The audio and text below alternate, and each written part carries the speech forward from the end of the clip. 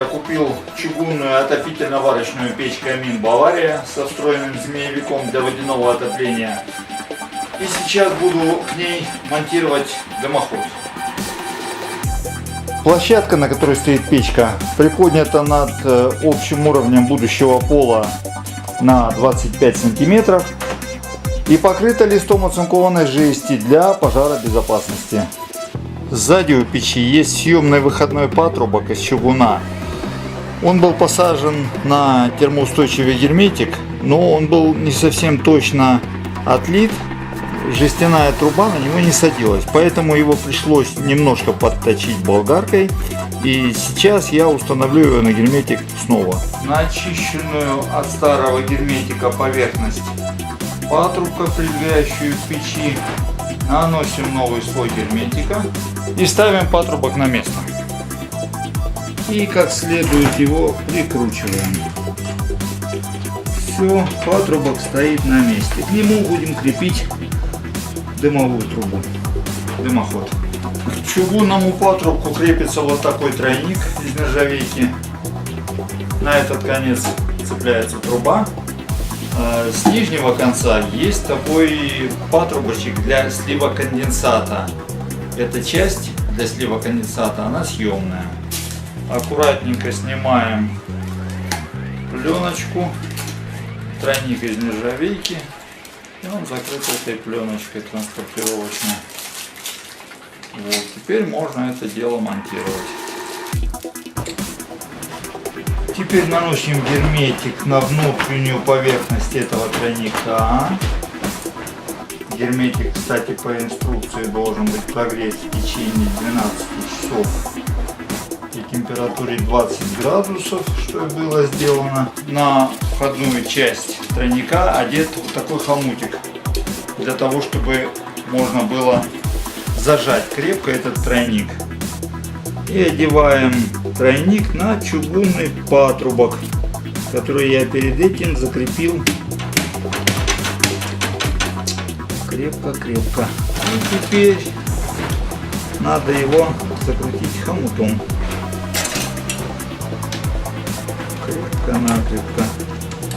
Потому что этот узел будет держать на себе большой вес длинной трубы. Труба у меня будет примерно 11 метров до зонтика. Труба из нержавейки полмиллиметра. И на проходах через перекрытие сэндвич изолированный. Для крепления трубы к стене я побегал по магазинам, но для своей печи ничего не нашел в этот момент. И я изогнул из штрипса, какой он тут, 14 что ли, я изогнул из него вот такой крепеж, просверлил, поставил болты по болту на каждый крепеж, покрыл на 2 слоя термоустойчивой краской.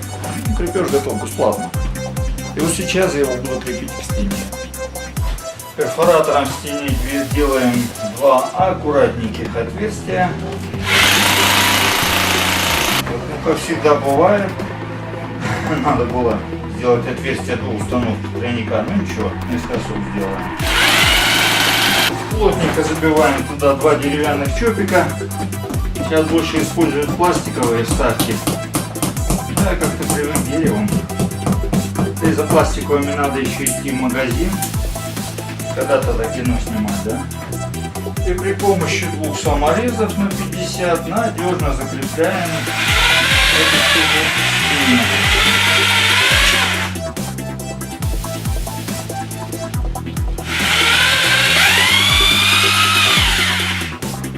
Все, ее осталось зажать. Но зажимать я буду, когда вставлю следующий прогон трубы. Труба из нержавейки поставляется защищенная вот такой пленкой. Мы ее снимаем перед монтажом. Следующий прогон трубы я намазал герметиков, равняю его шпателечком. Шпателечка нет, я использую кельмочку, которая осталась от кладки стен. Она выполняет ту же роль. Прекрасно. И подготовленное таким образом следующее колено трубы ставится на место. Швом к стене я буду ставить все колена, чтобы его не было видно особо. И вот теперь собранную часть можно уже зажимать. Здесь очень важно не деформировать трубу. В этой плоскости есть вертикаль, а в этой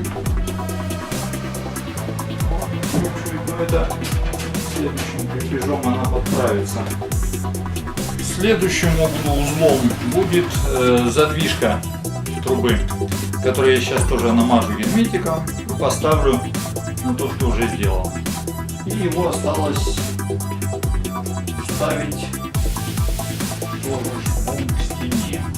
И теперь зажимаем его. Сейчас ставим задвижку и посмотрим.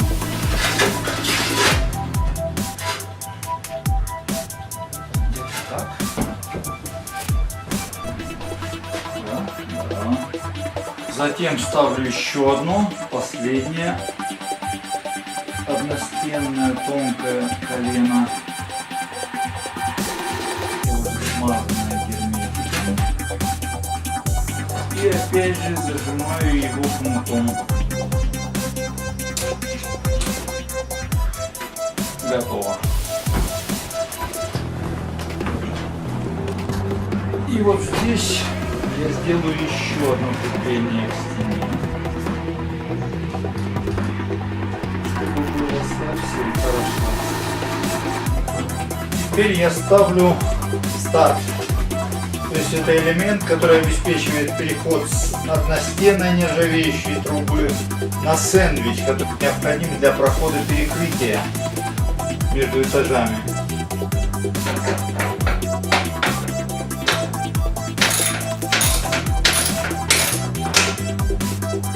Опа! Мягко и нежно старт встал на место. И вот теперь мы на втором этаже.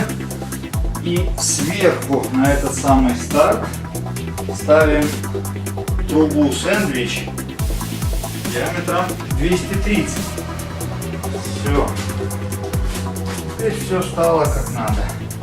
Для прохождения перекрытия ставится вот такой короб. Он состоит из пластины, из нержавейки, и короб из жести. Осаживаю прямо в трубу.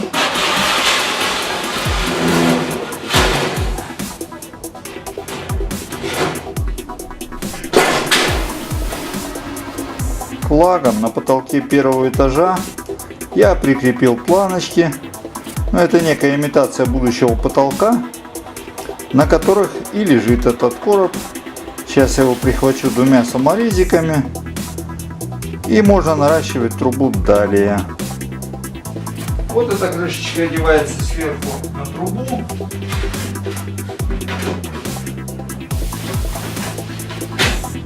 Одевается легким движением и садится на короб с керамзитом. Все. Можно сказать, межэтажное перекрытие я прошел. Дальше, на протяжении всей высоты второго этажа, я решил снова провести одностенную трубу на 150 из нержавейки. И поэтому для нее после сэндвича нужен вот такой переходник, обратный как бы тому, что был внизу. Называется он финиш. Он точно так же садится на герметик. И потом я его прикреплю к стене. Вот и все, финиш стоит. Сейчас я его буду крепить к стене. Такой же скобой, как на первом этаже. И вот я укрепил точно так же скобу к стеночке. И осталось только ее зажать. Вообще весь процесс немножечко чуть-чуть сложнее. Потому что я не снимаю то, что я вот спускаюсь на первый этаж, проверяю ровность соединенной части трубы. Поднимаюсь на второй, закрепляюсь, снова проверяю на первом, чтобы все было очень-очень ровно. Где-то так. Вот теперь можно ставить обычную трубу на 150, нержавейка. На подготовленный установленный финиш я ставлю первую, чтобы она отапливала хорошо второй этаж. И мне на сегодня остается поставить еще одно колено и закрепить тонкую часть трубы хомутом, а завтра сверху прикрепить стене. Дальше пойдет сэндвич.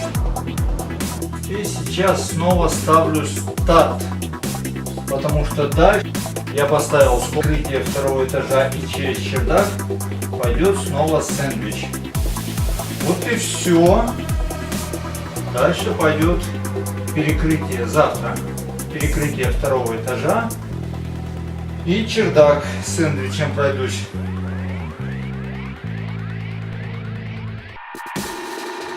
И вот камин горит. Медленно дымится, обгорает краска на камине. Идет дымочек. И труба прогревается. Идет первая протопка камина. И видно, как обгорает краска. Вот идет дым. Это обгорает горючая часть покраски.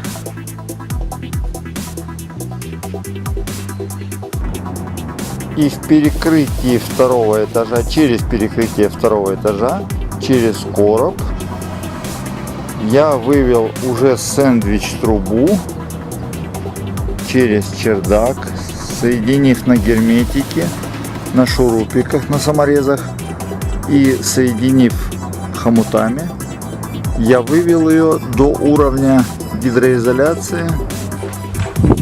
И вот сейчас крыша на месте, гидроизоляция на месте. И видно, как труба проходит гидроизоляцию и кровлю за гидроизоляцией. Но вот узел, где труба проходит гидроизоляцию, я еще пока не доделал, потому что я не знаю, как в этом месте будет нагреваться труба. Скорее всего, очень слабо, а гидроизоляция выдерживает 100 градусов. Вот, если нагреваться не будет, я это вплотную примкну гидроизоляцию к трубе и заклею. Короб для прохождения перекрытия второго этажа еще не установлен. Он будет установлен тогда, когда будет смонтировано само перекрытие. И вот готовая каминная труба выведена через кровлю. На нее сверху одета разделка крыши. У разделки крыши металлическая толстая фольга изогнута по геометрии черепицы и одета резиновая юбка. Все посажено на герметик. Когда я подавал рабочим герметик, заряженный в пистолет, то просил патронов не жалеть. Они истратили на эту разделку крыши целый тюбик термоустойчивого герметика. А еще вот эту разделку крыши закрепили кровельными саморезами и укрепили растяжками из тросика против того, чтобы не качало ветром. Ну и сверху крышка от дождя.